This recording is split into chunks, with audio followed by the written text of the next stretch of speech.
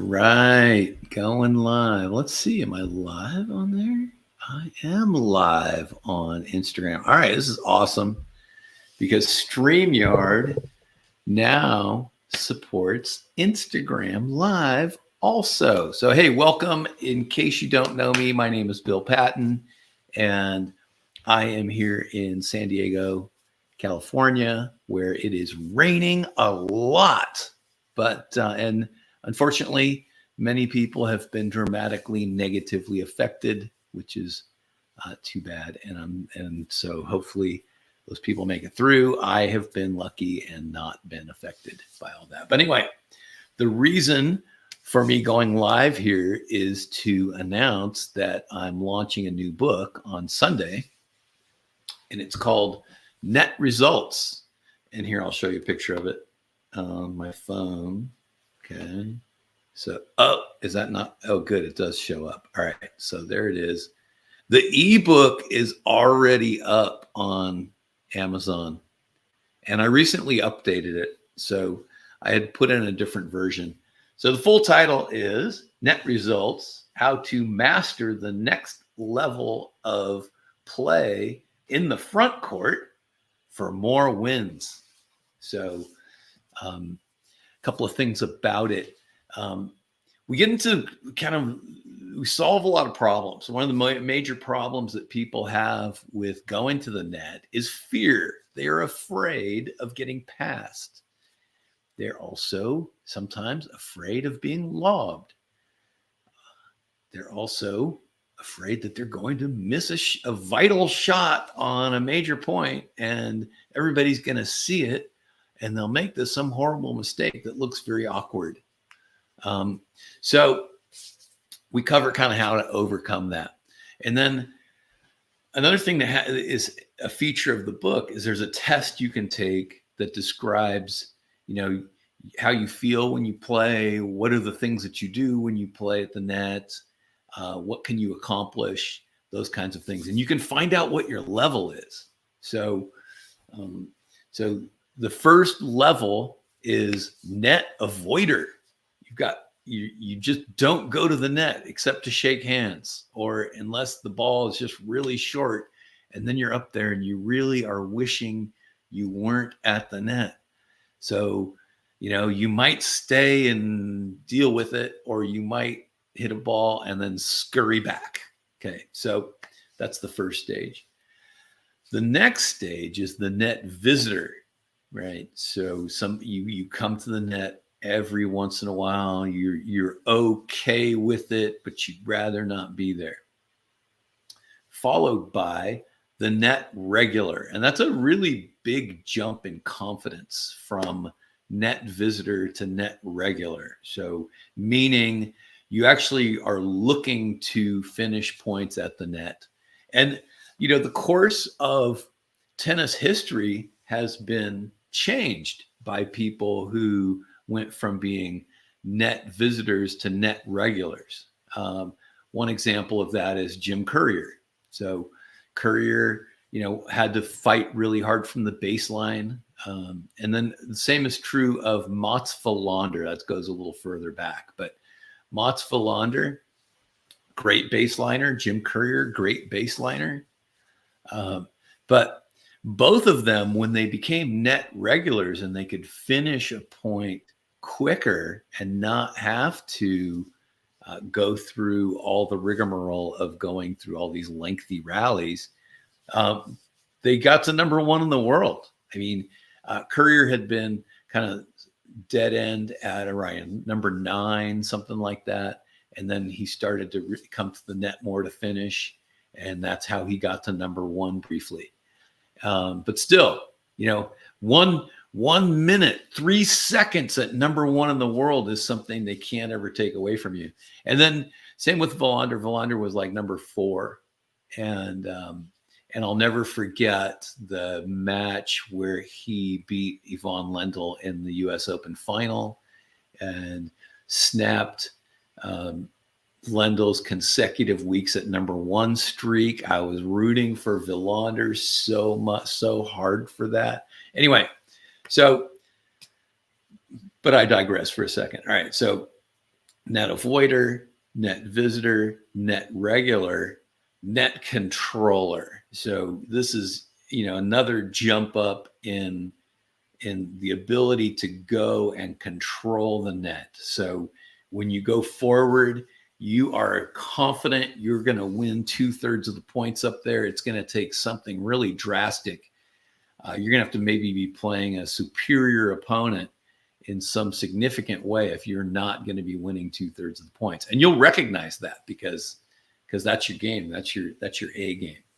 And then the final stage is net dominator, right? So net controller will probably be able to serve and volley some, and we'll use it kind of as a surprise move more often than not. They might come in 4 or 5 times in a match, or but the net dominator could serve and volley on every first serve, and they might even come in on second serve. So that's the ultimate, and it's not realistic to think that you're going to go, in a few weeks' time and go from being a net avoider to a net controller or a net dominator. But, if you're avoiding the net and you want to just be able to visit and be effective when you're there, that's great, And, so there's a plan in place in the book for how to get from one stage to the other.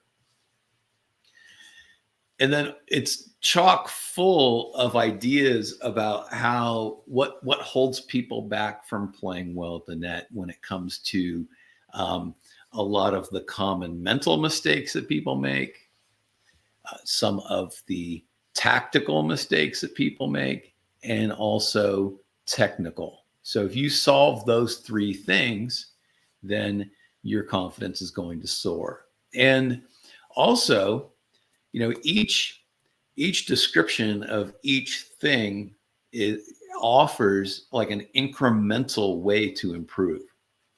So, I know a lot of you are, reading a lot of success literature, and one of the things that is a major piece of being successful at anything is to get 1% better. So if every day or if every week you get 1% better, then you're going to improve dramatically. And, the bad news is it involves practice, right? And I know some of you, as soon as I say practice, you think about Allen Iverson. I know I do, because I have a friend that we have this running joke about practice. Are you talking about practice, the game that I love? And yes, you do have to practice. And so in the book, there are, a laundry list of ways that you can practice your net play. And if you use each of those pieces, or, 2/3 of them, you're going to find that you're going to get a lot more comfortable at the net. So, a lot of it has to do with having a good practice partner. Sometimes it's about how to use the wall. Another thing is using a ball machine, how to play practice matches, what to do in a match when you've won the first set 6-0 or 6-1 and it's a total blowout, and now in the second set, you want to practice your net game a little bit. So lots and lots of ideas, and it pretty much, I've tried to be exhaustive. I've tried to think about every aspect of how to boost up your net game and solve problems that you might be having. And, also, thank you, Craig O'Shaughnessy and, Brain Game Tennis, because he's brought forward a lot of the great data that helps support this, because overall, net players are winning 63% of their points. Yeah, 63%, right? And I'm going to explain why that's so important in a moment. But the other thing is that people, when they serve and volley, are winning 67%. So serve and volley is actually the most effective tactic in tennis. So, it can be used it should be used. You don't want to go and become a full-time serve and volleyer every point, just on a whim. But then there's a funny story in there. And this is my story, is because the origin story of this whole book is based on two things. One day, my friend Bruce, who's also a tennis coach, said, "Hey, Bill, you know what? You volley well, and you're like 6'2". You should be at the net more. You should go to the net a lot. In fact, you should learn how to serve and volley." And at that time, I was like a retrieving baseliner. So I was like, nah, I only go up there if I have to, right? So he's like, all right, so here, I'm going to challenge you. So he took me out for an hour, and we worked on some serve and volley techniques. And it was really kind of like a minor miracle, because I made up my mind that day I was going to give it a go. And I pretty much went straight into being a serve and volley player. And part of it was the luxury that I had, that I knew that I could take some time, beefing up. I didn't have like a serious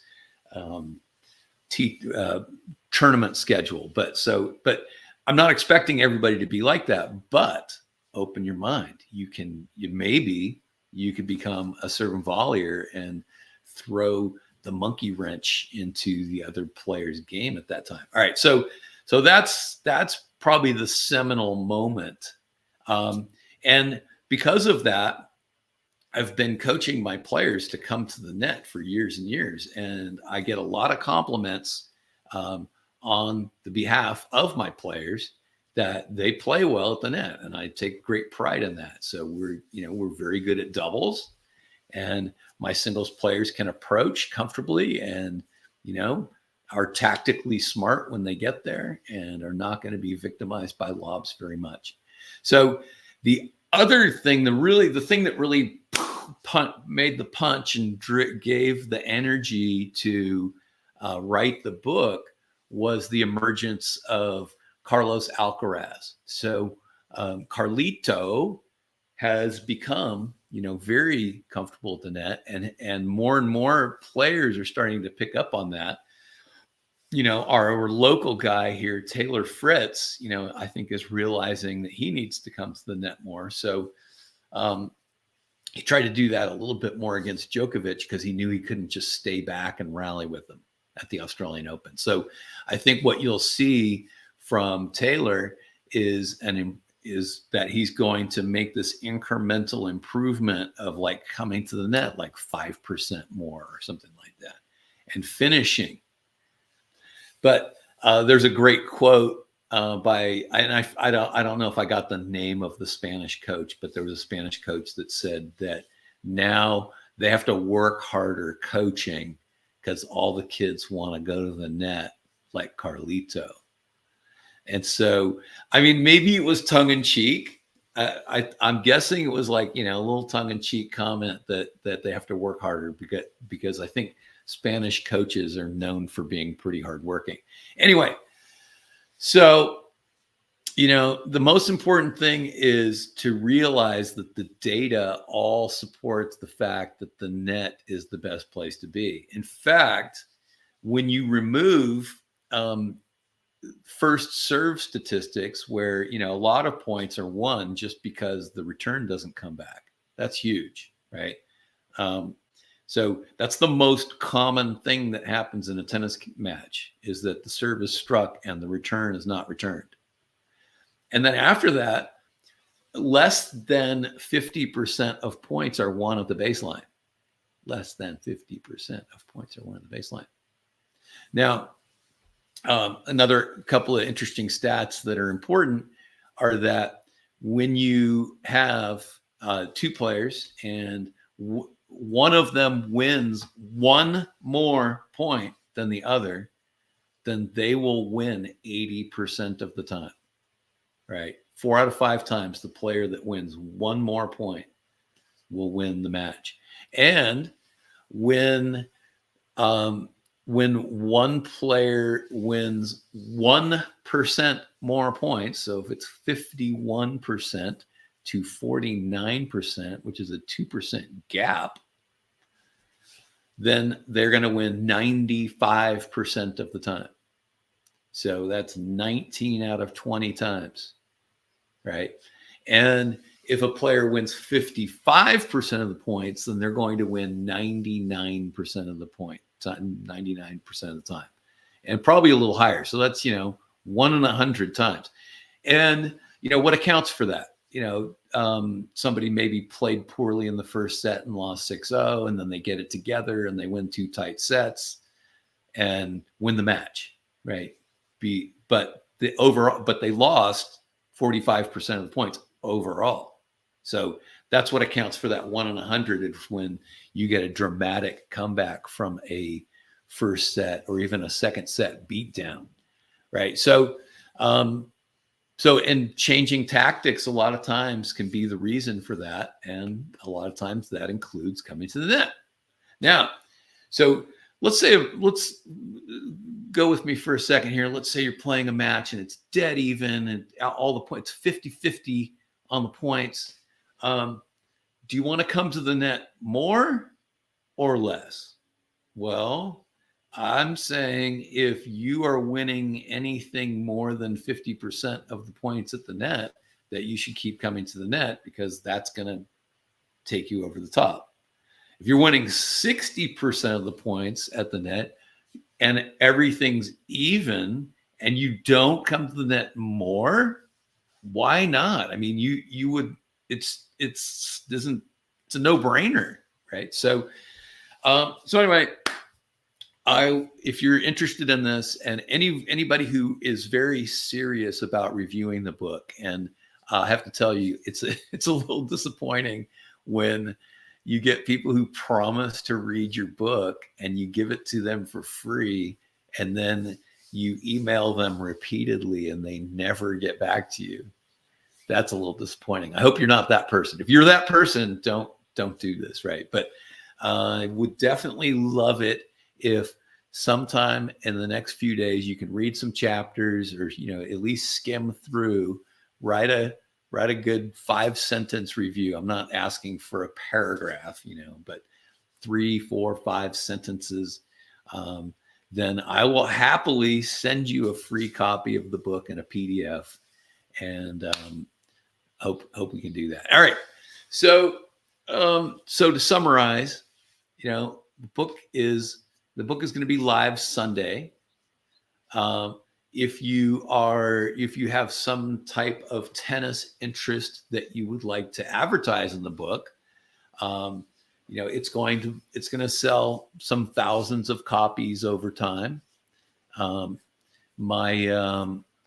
books on high school tennis have sold over 6,000 copies. So that means, 6,000 tennis programs hopefully have been improved, which, it's kind of a big thing. Now, so, when people say, oh, you can't play the net, it's like, because the reason you can't play the net is because you didn't solve the problems. You didn't teach, you didn't learn how to play the net properly. And it all starts with some basic things, right? So I'll end with this. When you go to the net, the most common thing that happens, thank you, Craig, is the opponent misses the passing shot. But people don't really account for that in their minds. They're, I guess, relieved, but they forget, right? Second most common thing that happens is that a player will miss their volley. They remember that a lot. Okay. The third most common thing is that a player will hit a winning volley. And, that's thrilling. But for whatever reason, the fourth most common thing is the opponent makes a passing shot that wins the point. But, in both of those, I mean, the opponent's going to make more errors than you, and you're going to hit more winners than them. But when you make your error and when they make their winner, psychologically, the toll is so great. So that's one major mental and emotional thing that you've got to overcome. And what you want to do is play tactically in a way that creates more errors for them and sets you up to hit a few more winners while mitigating your errors, because there are a lot of errors that are really unnecessary at the net just because people have the wrong approach. So anyway, one of my rules of thumb is to never go over 20 minutes, and I can see right now I'm at 20 minutes and 19 seconds. So thanks for tuning in. Shoot me a DM if you're interested, and the launch is going to continue. I'll be going live a couple more times this week, and then Sunday's the big day. Thank you very much. Tricky part is ending the stream without looking down.